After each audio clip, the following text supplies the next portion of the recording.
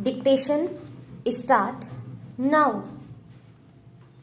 I am pleased to be here at the inaugural session of the Indian Economic Summit organized by the World Economic Forum and the Confederation of Indian Industry. Your conference is taking place at an extraordinary moment in India's democratic history. Whatever is happening now is a sign of the vibrancy of Indian democracy. However, I would like to assure you that volatility in Indian politics will have no fundamental impact on the process of economic reforms in the country. The reform process has become irreversible. Indeed, my government has deputized the economic agenda.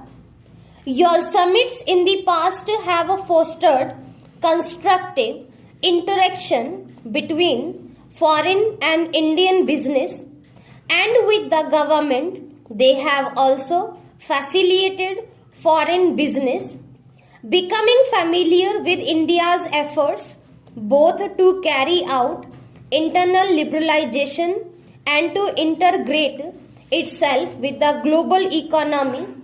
Since you met here a year ago, a number of new and decisive steps have been taken by my government to strengthen our economic fundamentals and improve the productive efficiency of our system.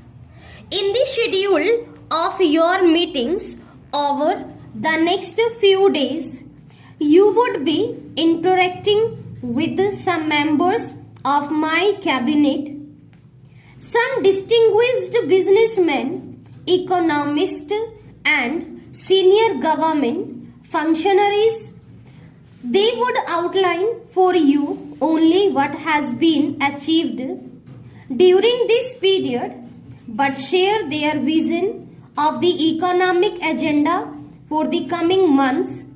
In the last 9 months, my government has taken important initiative over a wide gamut of economic issues which cover insurance, capital markets, information, technology, housing and infrastructure. To mention a few, the reform process initiated is wider and deeper than any comparable program earlier. Its multiplier effect would have a long-term beneficial impact on the economic and social development of India. We also take some pride and satisfaction that given the turmoil in the rest of Asia and many other parts of the world, our macroeconomic fundamentals continue to be strong.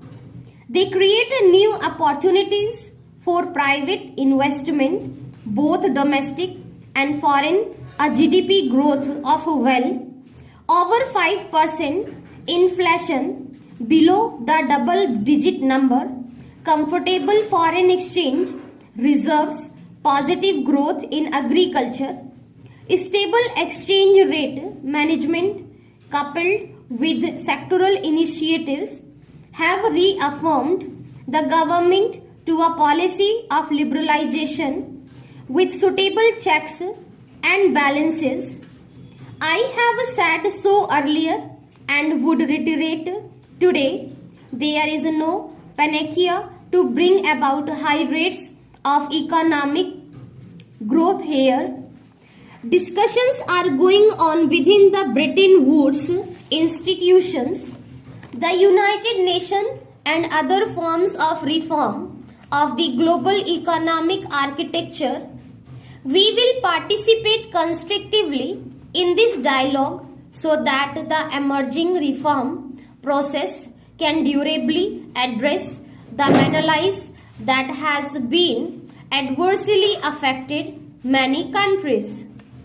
Such a reform process should help in the evolution of a new financial architecture based on transparency, symmetry of obligations, equity, effective management in the face of rapid flow of large sums of capital around the world, and orderly development of world trade for the common good of mankind. Poverty alleviation must remain the central objective of international action. We recognize that globalization is both a reality and opportunity. We are convinced that nations cannot prosper in isolation and must forge complementary relationships based on mutuality of interest. India is committed to the continuation of its policy of liberalization coupled with effective social safety net. We will also pursue policies to maximize the gains from the opportunities which globalization offers, while ensuring that credible mechanisms are in place to mitigate the risks that are inherent in the process.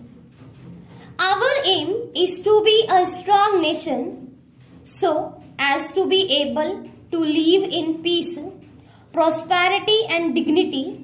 We recognize, however, that the strength of its economy, whatever we do to strengthen our national economy, we will do it in a manner that will simultaneously strengthen the democratic policy of India.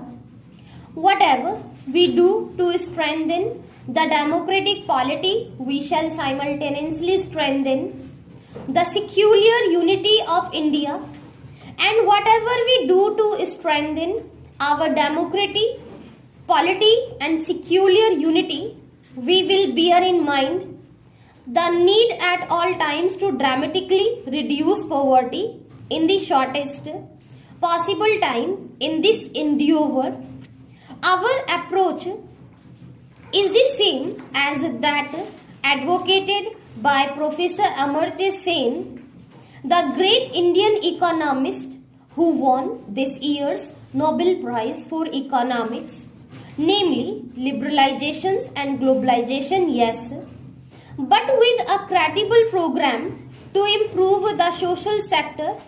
Many of our initiatives in the social sector are aimed at providing nutrition, hygiene, health and education.